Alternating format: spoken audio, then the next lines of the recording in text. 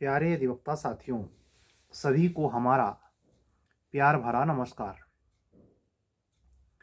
आप सभी अधिवक्ता साथियों के सम्मुख हो सकता है, क्योंकि आज ही ये आरटीआई वायरल हुई है, लेकिन सूचना ये पहले से भी है। खास करके पिछले 48 घंटे में यह डिसाइड हुआ है कि ये पॉसिबल है कि छोटी सी विसंगति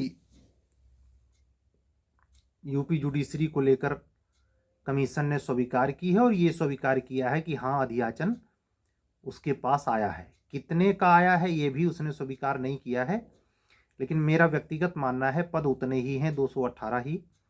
उसमें कैटेगराइजेशन पदों के लिए आरक्षण संदर्भित कुछ बातों को लेकर प्रशासन के बीच में कुछ जवाबदेही है ओरली, उस पर कोई स्पष्टीकरण आ जाएगा। बहुत जल्द ही आप लोगों को नोटिफिकेशन देखने को मिल सकता है। वो जो कोई चौरसिया नाम के व्यक्ति है, अधिवक्ता बंधु हो सकते हैं, जिन्होंने आरटीआई लगाई थी, और वो 21 फरवरी की डेट में, आज आपसे हम 28 फरवरी को बात कर रहे हैं, और नहीं, अभी 27 ही है, 12 बजने में थोड़े समय बाकी हैं। तो यह ध्यान में रखना है कि जूनियर डिवीज़न की जो वैकेंसी है, ये श्योर बहुत जल्दी गजट होने वाली है, और उसके संदर्भ में आने वाले कुछ ही दिनों में हम स्पष्टीकरण के तौर पर, अगर नोटिफिकेशन 15 मार्च के आसपास हो जाती है, उम्मीद करता हूं कि ये दोनों घटनाएं एक साथ हो सकती हैं। हायर जुडिशरी के लिए फॉर्म भरने की जो डेट दे रखी है माननीय उच्च न्यायालय इलाहाबाद ने, वो भी 15 मार्च से ही है। उसी के आसपास ये दोनों वैकेंसी, एक प्रकार से ऐसा पॉसिबल है कि दोनों के फार्म साथ साथ भरे जाएं, यूपी एचजेएस और यूपी जूनियर डिवीज़न। तो उसी दरमियान मेरा क्रैश कोर्स का कार्यक्रम चलेगा, जो जूनियर डिवीज़न के लिए भी होगा और हायर के लिए भी होगा। और कंटिन्यूअस क्रैश कोर्स में कुछ पेपर्स इस समय चल भी रहे हैं, जैसा कि मैं आपको बार बार कह रहा हूँ, लोकल और माइनर के संदर्भ में।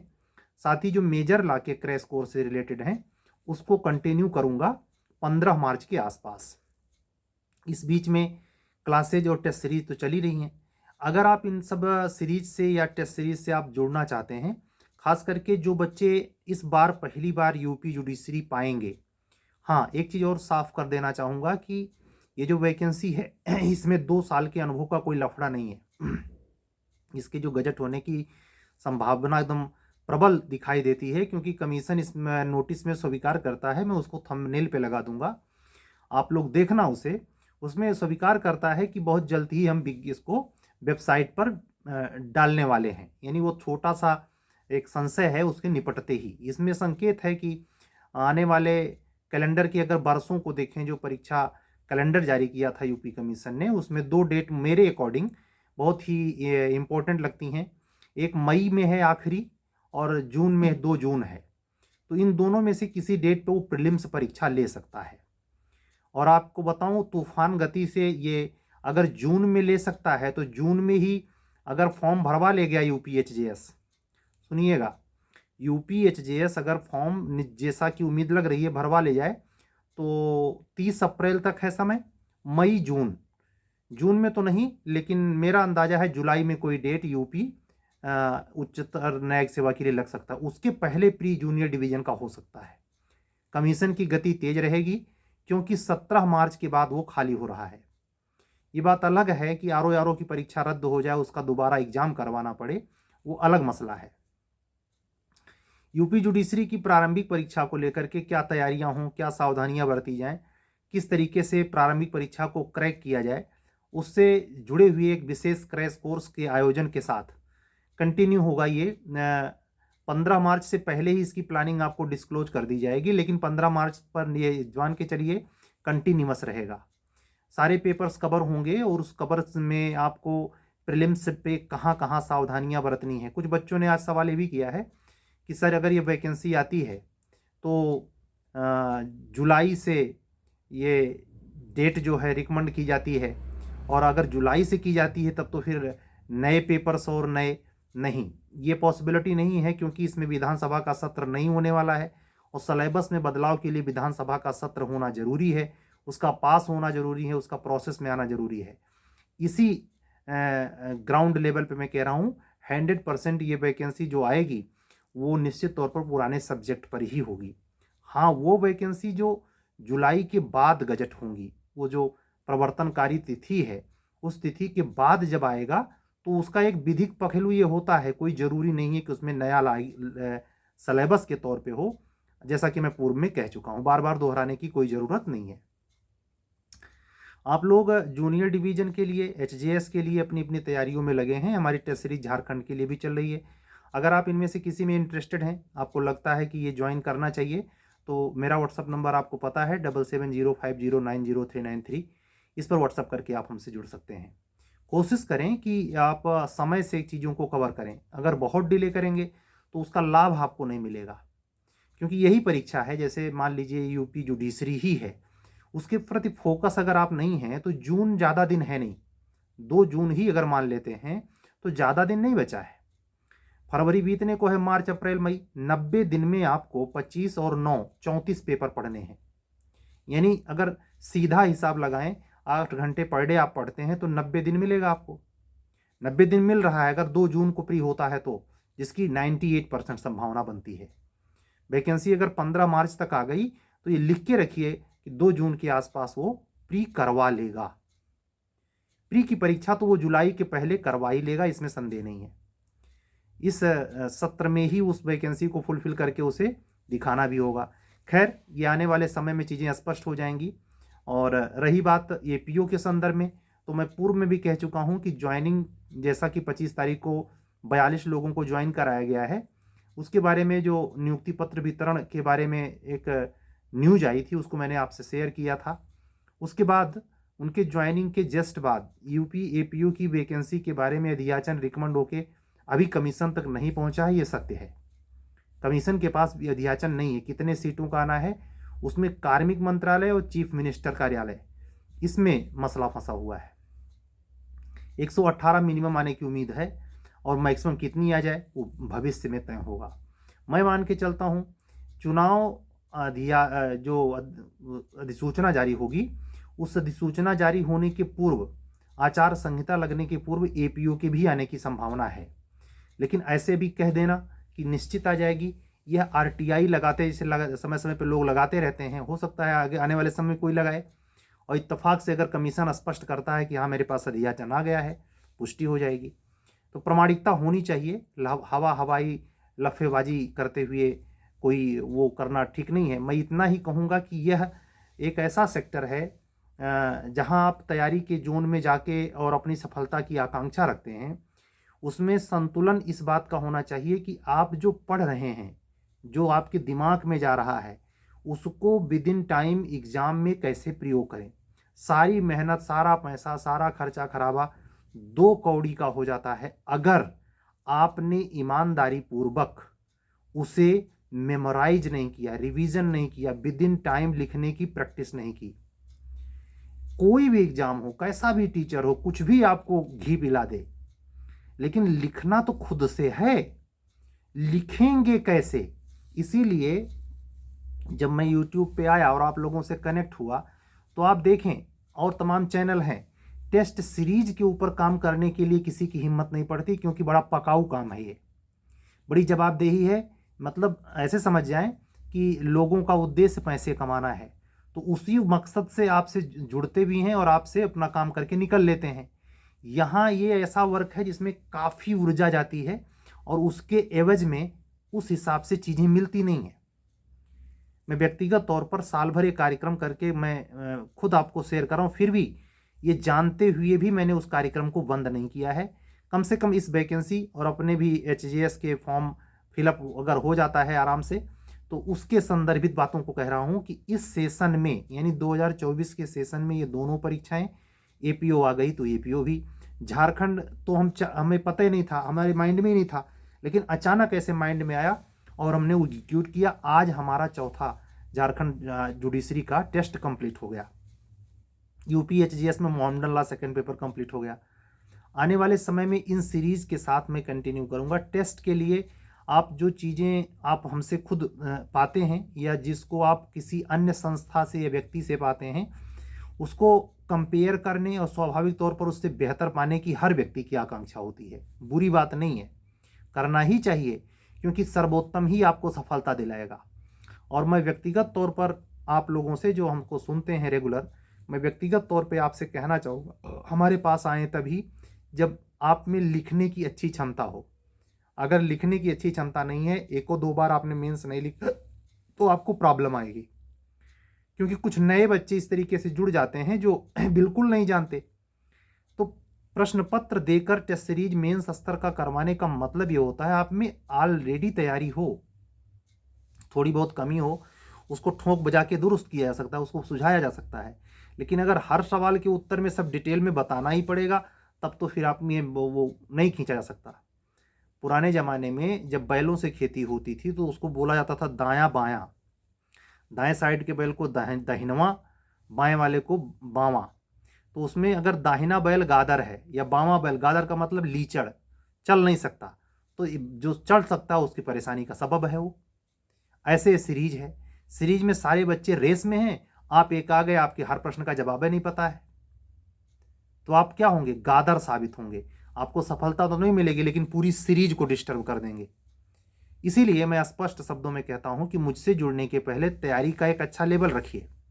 प्री लेवल पर भी जो प्रश्न पत्र आपको मिलता है, नठल्ला ऐरा गैरा नहीं, आपके दिमाग की बत्तियां सुलगाने के लिए काफ़ी होगा।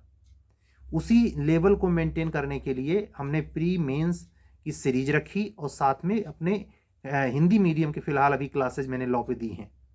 मैं आपसे पहले भी कह चुका हूं, हायर जुडिशरी का फॉर्म क्लियर होने दीजिए, और तब तक मुझे उम्मीद है जूनियर डिवीजन का भी आ जाएगा। इंग्लिश मीडियम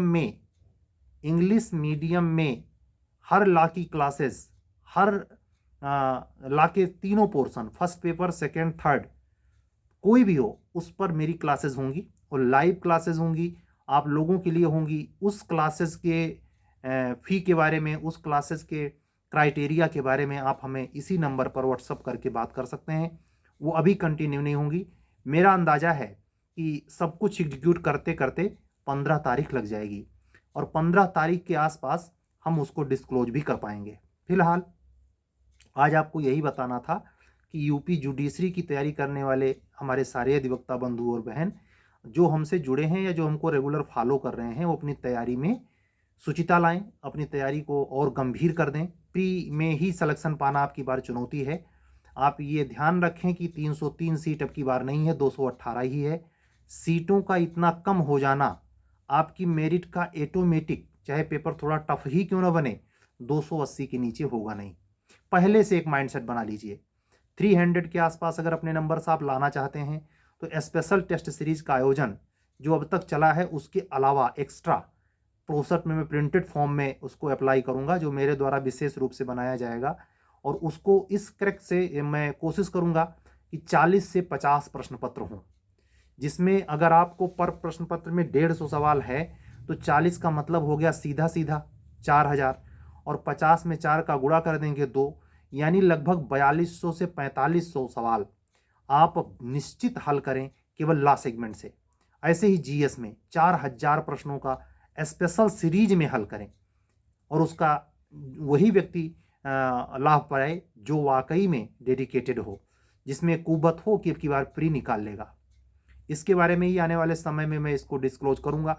लेकिन फिलहाल अभी आप लोग जिस सीरीज से, जिन चीज़ों से जुड़े हैं, उसमें तैयारी को और धार दें।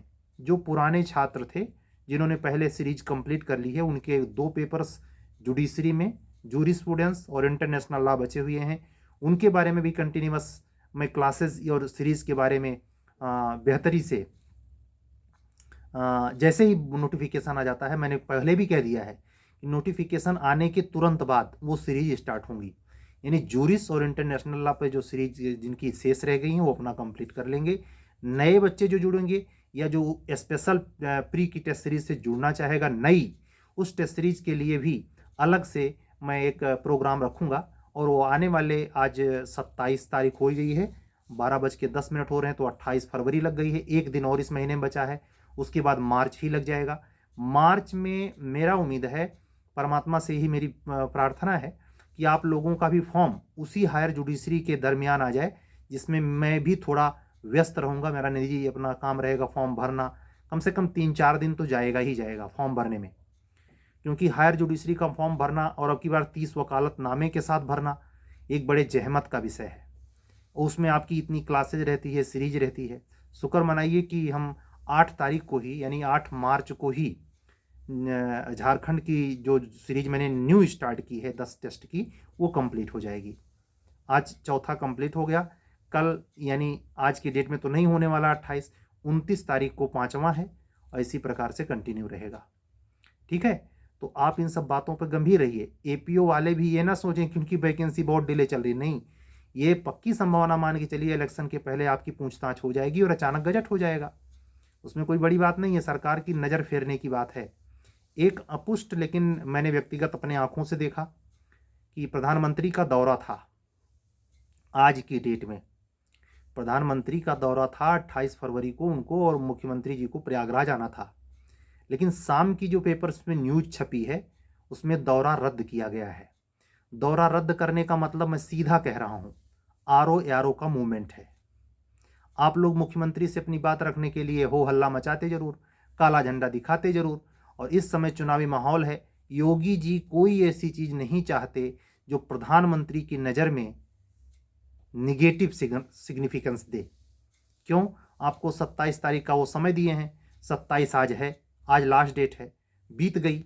अब वो 28-29 को विचार कर लेंगे। मुझे जहां तक यकीन है हद 3 मार्च तक आपके बारे में जजमेंट आ जाएगा कि परीक्षा रद्द होगी या नहीं। एक वीडियो भी वायरल हुआ है आईपीएस ऑफिसर अमिताभ ठाकुर जी का, जिन्होंने विश्वास दिलाया है प्रशासन की तरफ से कि ये लोग यही बात कह रहे हैं, 2-3 दिन का हमें समय मिलना चाहिए। हम एविडेंस पर क्वेरी प्रशासन को देकर कन्वे कर रहे हैं कि इस पर कोई भी निर्णय जो भी लेना है ले लिया जाए। तो इस बात की प्रबल संभावना है कि मैक्सिमम 5 मार्च के अंदर आरो यारो पर भी ये पक्ष क्लियर हो जाएगा परीक्षा रद्द होगी या नहीं।